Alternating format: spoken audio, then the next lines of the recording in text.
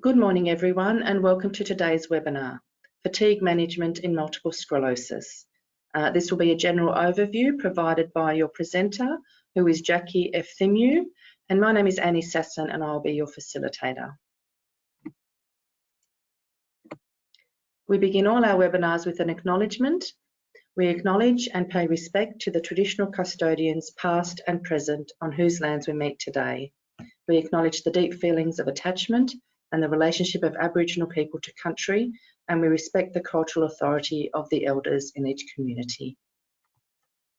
Okay, I'd now like to introduce you to our presenter, Jackie. Jackie is an occupational therapist with many years of experience working in acute hospital and community settings. Jackie commenced work with the Employment Services team here at MS in 2019. And she's been enjoying her work with us so far. Jackie enjoys working with her clients to help them manage their MS symptoms and to continue in their role at work. Jackie has a passion for meditation and mindfulness and enjoys sharing her knowledge and experience with her clients. So a big warm welcome to you, Jackie. Thank you for presenting this webinar to us today. Now I'll just move on to the next slide, and I'm going to click a few buttons to give control over to Jackie. So if you bear with me a moment while I get that happening. Beautiful, and thanks Annie for that introduction, and well done for getting my surname correct. No one knows how to pronounce it, so half the time I'm Jackie E.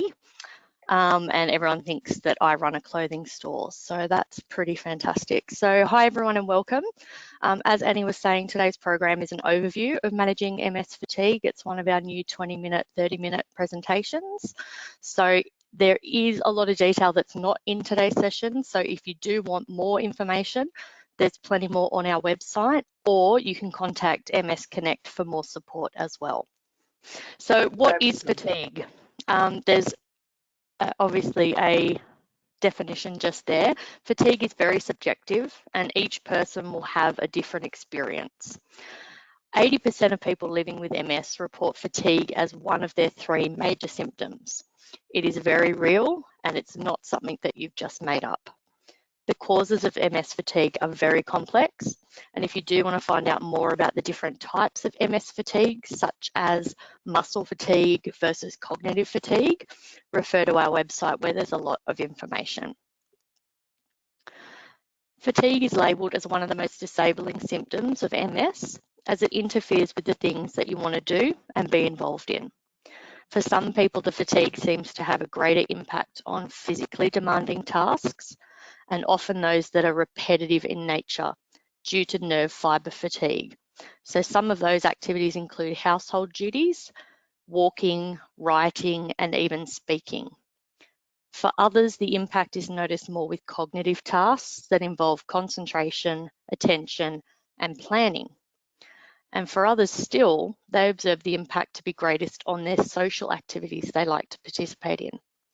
Fatigue makes it difficult to follow conversation, be able to sustain the energy for a long event, and it creates difficulty with getting to and from an activity. The impact for some people is minimal, even if the fatigue is severe. And for others, the impact is devastating.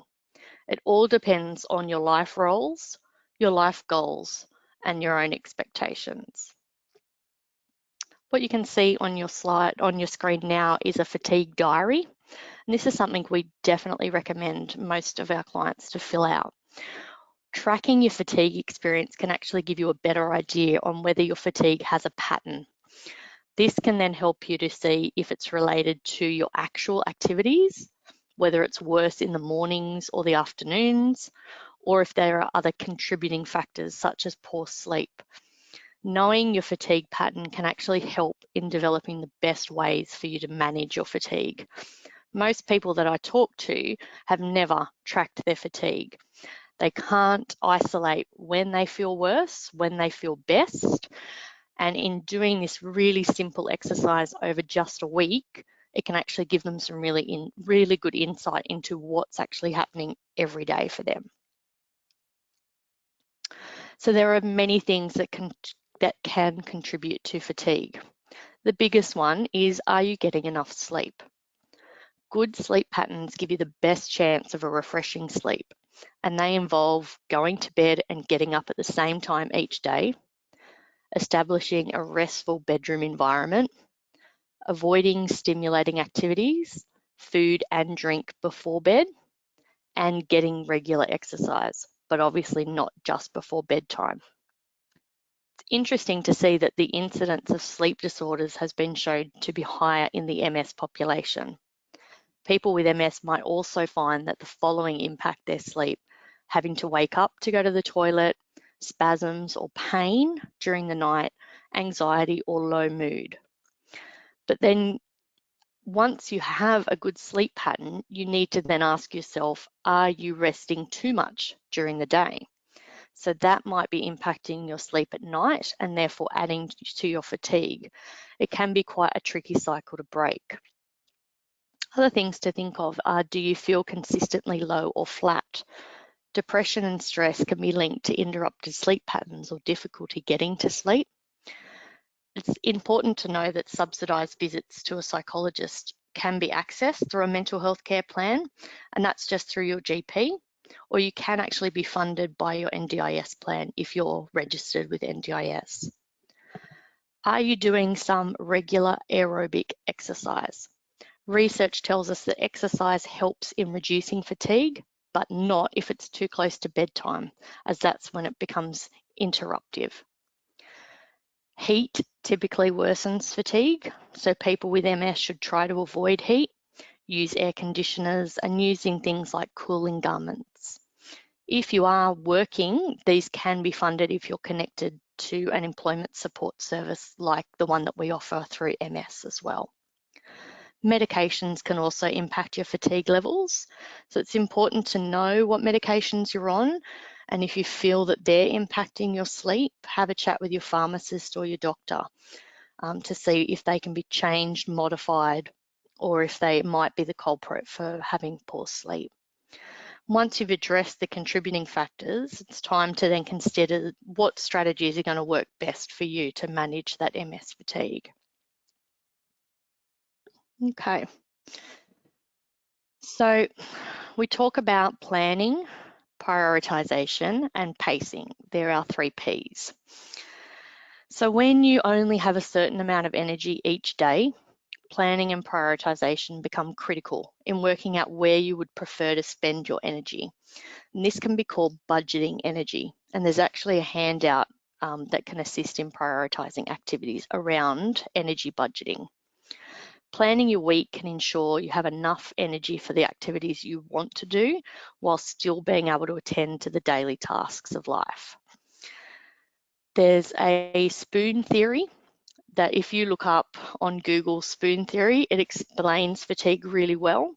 So you have a set number of spoons per day, which is your energy bars, and each time you expend energy, you lose a spoon.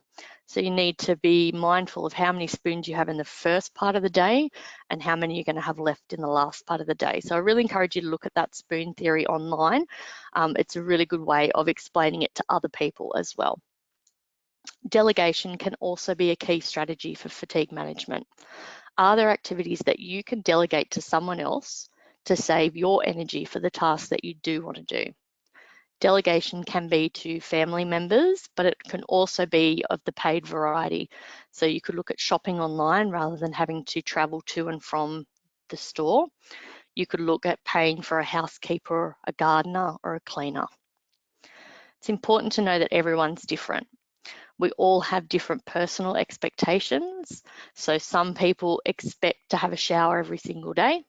Other people are happy to do it every second day. Some people expect to have a absolutely clean house. It's not my house if you came to me, but other people have that expectation. So we can encourage you to consider that you may actually need to prioritize how you use your available energy and be responsible for your own energy conservation. So instead of spending my energy cleaning the house, I would rather spend time going out with my children. So for me, that's my priority. So looking at your own priorities. It might mean changing your expectations of routines at home or letting tasks go when you don't have the energy to complete them. Or it might mean doing tasks in sections rather than getting the whole task done in one go.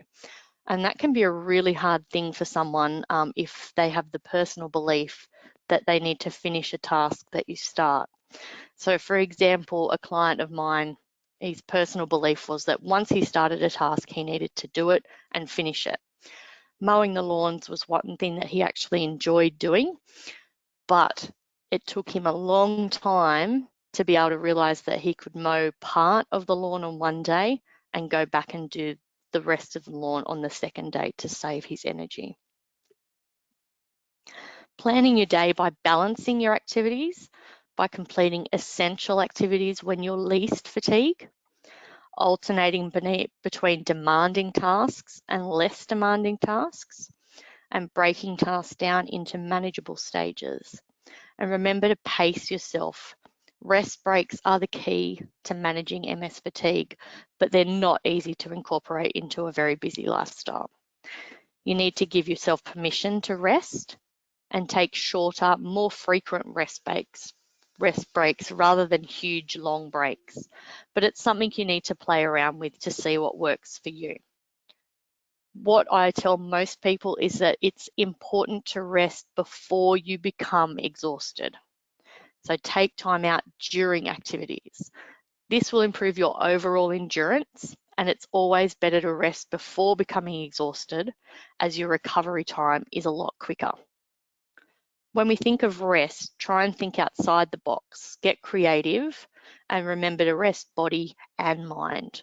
So this is where a lot of mindfulness and meditation can come in. It's been shown to reduce stress and reduce fatigue. So if you're interested in more information on that, head to our website as well. Now, while it seems like the direct opposite to what we've been talking about, keeping active and doing regular exercise is also vital for managing fatigue. If you need advice about exercising, please contact MS Connect, talk to your GP, your physio, your exercise physiologist, or check out more information on your website. We promote the 30 minutes a day of exercise, as we promote that for every person. Getting that exercise in means that we maintain our stamina, we maintain our strength and our muscle capacity to do the activities that we want to do. Looking at diet, there are some dietary changes that can help to minimize fatigue. Drinking plenty of water is number one, and I'm probably the worst culprit for that, because mild dehydration can cause severe fatigue, as your blood actually loses water and the blood flow to your organs is reduced.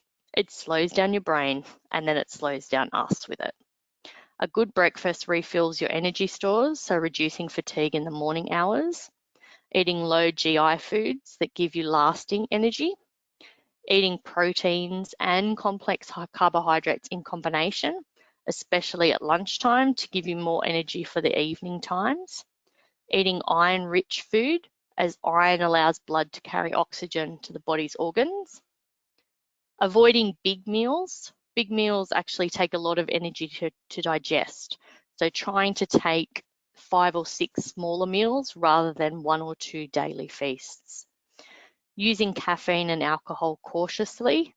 Now, if caffeine is your thing, like me, trying to limit it to 1 to 2 cups of coffee before lunch, and then trying to eliminate caffeine after lunchtime, because that's going to impact your sleep. Now, if you notice that some tasks are harder to complete, then maybe think about, is there a way to modify the task that you can, so that you can save your energy?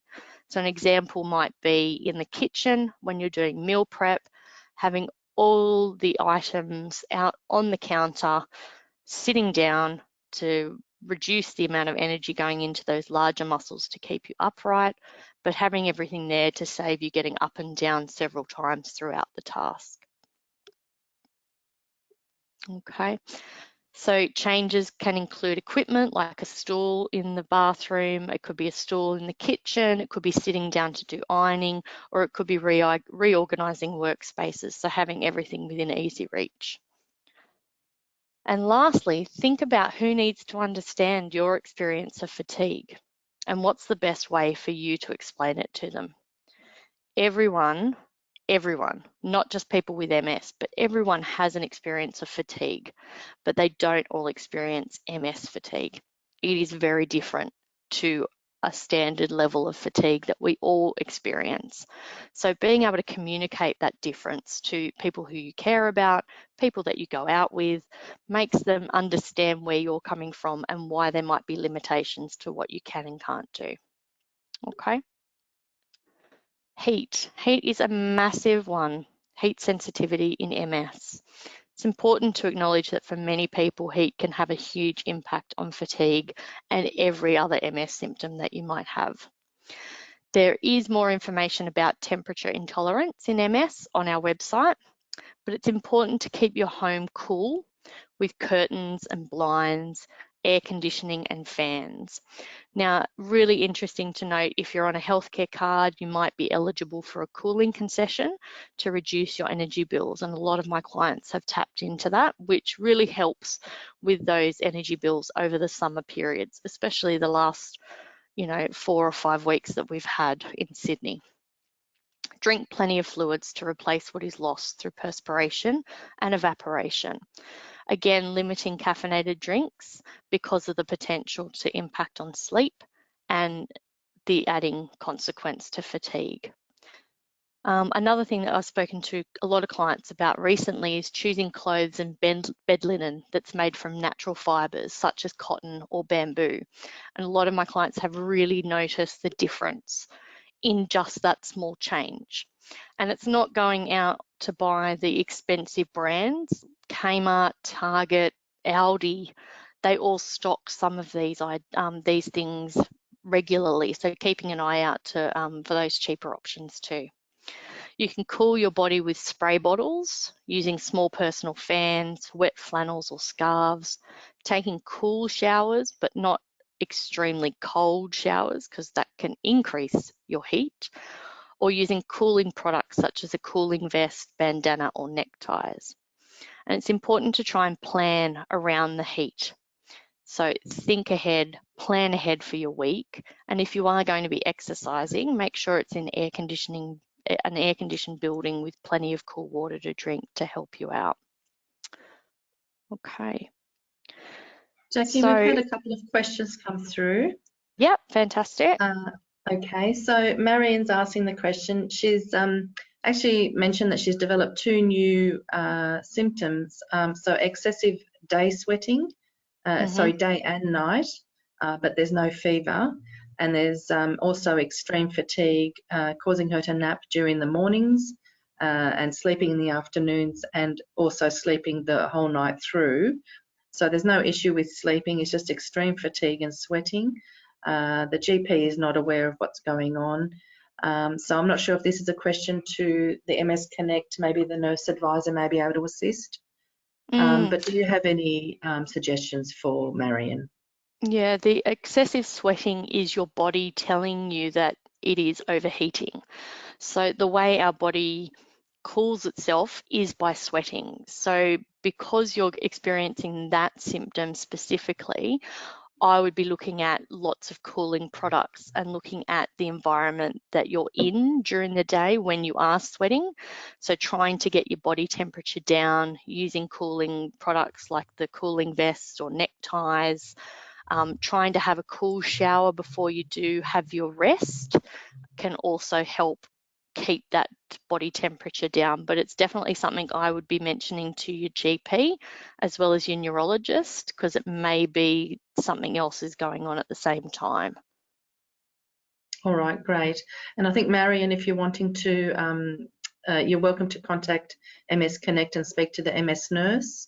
There may be something going on with the medication, and she may be able to assist as well. And Iman has written in saying that, and I'm sorry, Iman, I'm thinking, I'm going to say he, when he exercises, he feels a lot of pain 1 or 2 weeks after exercise. It doesn't feel any relief. He has pain in his legs and arms mostly. So perhaps maybe Iman can let us know what kind of exercises he is doing. And Jackie, if there's any particular exercises that you would recommend for such for Iman.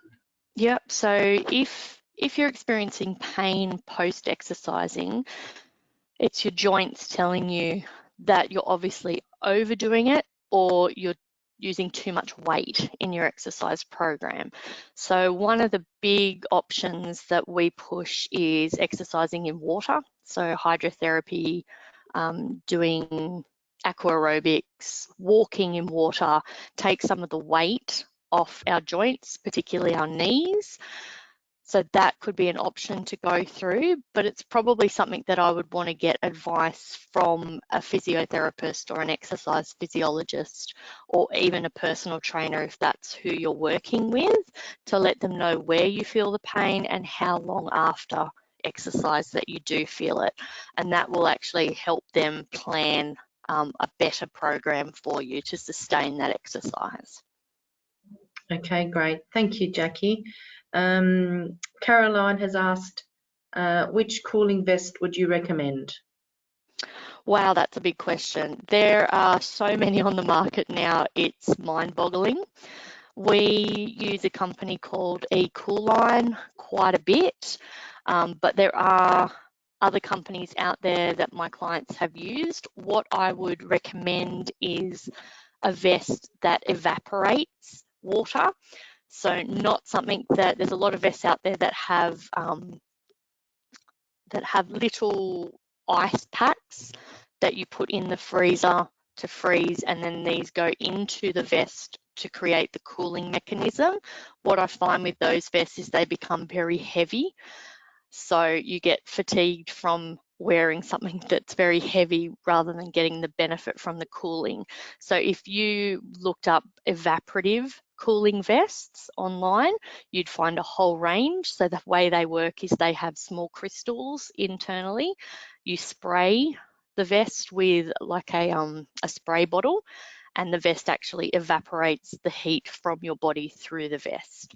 That's the ones that we probably are recommending the most, but everyone's very different in what they want out of a vest as well. Some people want to wear them over the top of clothes. Some people want them to be quite small to be worn underneath clothes. Some people hate the vests altogether and would rather an evaporative hat, which I've got quite a few clients using who work outside. And other people like the scarves that sit over the back of their neck as well. So it's hard because you can't try these things and they are very costly. So I would probably go with an evaporative vest if that's the one that you were choosing to go for. All right, great. Thank you, Jackie. We've just had a comment come through from Susan, and I have noticed a little bit of interference as well with the sound. Okay. And I'm suggesting maybe, Jackie, if you can move your mic a little bit further away from your face and neck. It may be rubbing against your jaw or something. I know you have got your headset on, so it's fine at the moment, but it has been coming in intermittently with a little bit of interference. So thanks for that. Janet has written in to say that she doesn't sweat at all, so her body doesn't cool down in the normal way, and she's asking, is this common for people with MS? I have had some clients with that as well, so not sweating, not being able to cool their body in that sort of capacity. I don't know that it's directly connected to MS, but that's something that I would be checking with the GP. It can be just some people don't sweat, and I would love to be one of those people because I am a very big sweater. But in that regard, it's not going to help that person to actually cool their body down. They're going to need different ways of doing that. Okay, great. Quite a few more questions have come through. Are you happy to take more questions now? Yeah, for sure. Yeah, all right, great. Jessica's asking, what's the best way to manage fatigue, i.e. needing to have a sleep or a nap when working in a corporate office? Yep, that's a tricky one, particularly with the big hot desking phase that's going through at the moment where you don't have any privacy or anywhere to go. What I recommend for most of my clients is to remove themselves from the office or to book a meeting room for themselves for 5 minutes, just to have some downtime where they're not focusing on a computer, where they're not on a phone. It's really hard in a corporate setting, but chatting with your manager to say, look, I need a time out for 10 minutes. Where can I actually go to do that? And not looking at actually sleeping, but looking at something that you're shutting off your brain and your body from work. So sitting in a quiet space, even using some meditation apps if you wanted to, but getting yourself physically away from the computer and the phone is probably enough to give you a break to then be able to go back to work. All right, great. Thanks, Jackie. Jacinta has asked, how can I tell the difference between regular fatigue and MS fatigue? Yep, good question. So regular fatigue, everyone experiences it. So it's based on doing a lot of things, a lot of activities, one after the other, being fatigued, having a rest, and then recovering that energy pretty much straight away. MS fatigue happens without doing any activity. It can happen the minute you wake up in the morning. The difference between MS fatigue and normal fatigue is that it's very difficult for you to recover that energy by simple rest, and usually the fatigue is overwhelming throughout the day, throughout the week. So it's always there, whereas normal fatigue comes and goes in waves depending on how much activity you're doing. Does that answer that question? Yeah, I think that's great. Thank you, Jackie. That's all that comes through at this stage, and I'm mindful of the time, so I'll let you get back to the presentation. Yep, we can take Thank some you, more Jackie. in the end. Yep. No problem. So thank you. just looking at in summary, MS fatigue is very different to general fatigue, which is what we were just saying there. And each person's experience with MS fatigue can also be different. So to start with, I would encourage people to use the fatigue diary to look at your own patterns of fatigue and consider what changes you can make to assist with managing your fatigue. But remembering change takes time. So try a strategy, 1 or 2 strategies, a few times first to see if it makes a difference before you move on to something different. There is lots of information out there, so try and use it to change the way you manage your fatigue to be able to live the life that you want to live. Okay, so I just wanted to touch base on a couple of programs that are running. Facets is a fatigue management program that's regularly run over 6 weeks. There's upcoming programs that will be listed on our website. It's also available as a webinar format and a face-to-face component too. So these are run, there's one running at the moment on webinar. They book out very quickly, so have a look to see when the next program is coming and register your interest in that too. The next one is Get Your Act Together. It's an online tool which creates a personalised plan full of tips and tricks for managing various symptoms, including fatigue. So it's definitely worth checking out. And there's a new e-learning course available that we've discovered online for those who are looking for a more self-directed style of learning. So you can have a look there too. It's run by the MS Society in the UK. So you can have a look and see if that's something you're interested in too. Okay, passing back over to Annie. Okay, thank you, Jackie. That's great. MS Connect. So as you may be aware, MS Connect is the gateway into our services, and if you wanted to ring, you can get information, up-to-date evidence-based information about multiple sclerosis. You can get expert advice on managing your symptoms, information about minimising the impact of MS, and we provide support for people who are newly diagnosed. You can get information about treatment options. There's information on education programs. There's an opportunity to connect with other people living with MS, and you get referrals to other services in the area. And there's also extra support for you and your family or your carer or friends who were interested in more information or wanting to know the best way to help you. There are also respite options available that we can share with you. The program, the peer support program. This program is a service that we provide free of charge. It could be one-on-one phone support with a peer. It could be face-to-face groups, and we currently run a number of them in the various states, and they're listed there on the screen. There are also telegroups which meet over the phone. I think it's weekly, and there's currently 12 of those running at the moment. And there are also some Facebook groups that are available that you can get support from. And those three pictures there that you see on the screen, they're our peer support coordinators. So Kat is based in New South Wales, Kim in Blackburn here in Victoria, and Ange in Tasmania. And Kat also looks after ACT as well. So the Employment Support Service, so this is where Jackie works. So Jackie would probably have a little bit more information about this, but generally speaking, this service is for people who are living with MS, who want to stay in their work and want to succeed in their job. And that could be you want to stay in your current job or you want help finding a new job. You get support there around disclosing your diagnosis with your manager and your workplace, and support in managing your fatigue at your workplace. So to access that service, you would call MS Connect on that number there. Okay, MS is a registered NDIS provider, and we're registered in all 4 states, New South Wales, ACT, Vic and Tasmania. And listed there on the screen is the services that we can help you with in the various states.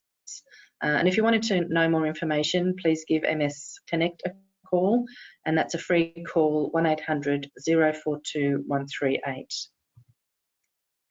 And also, if this applies to you, My Aged Care is an Australian government initiative helping people who are 65 years and over. And they provide information, assistance in mapping out your needs, and they can do an assessment for further supports for you.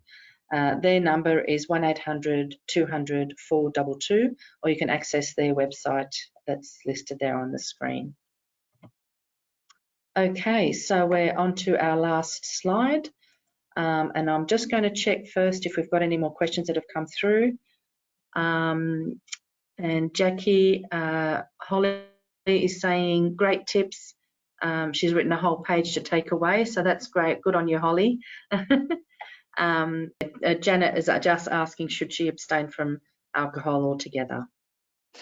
So there's no recommendation to abstain completely from alcohol and caffeine. That hasn't been suggested at this stage, but if she's looking at that decision, it's probably best something to discuss with her GP and neurologist.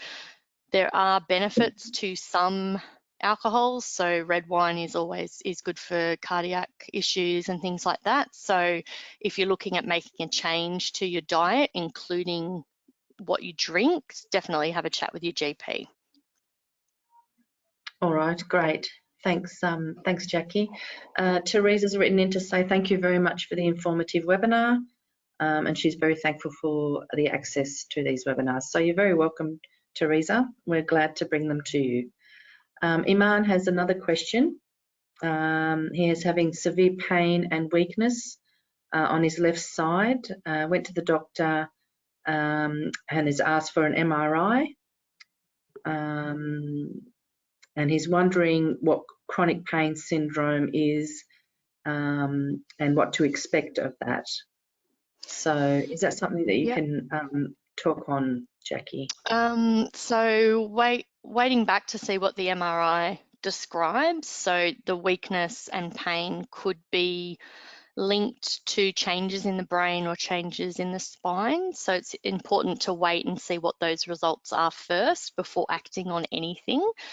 It may not be chronic pain syndrome or chronic regional pain syndrome. It may be more related to what's going on internally first. So wait till you get your MRI results and then book in to see your neurologist to see what the next step is.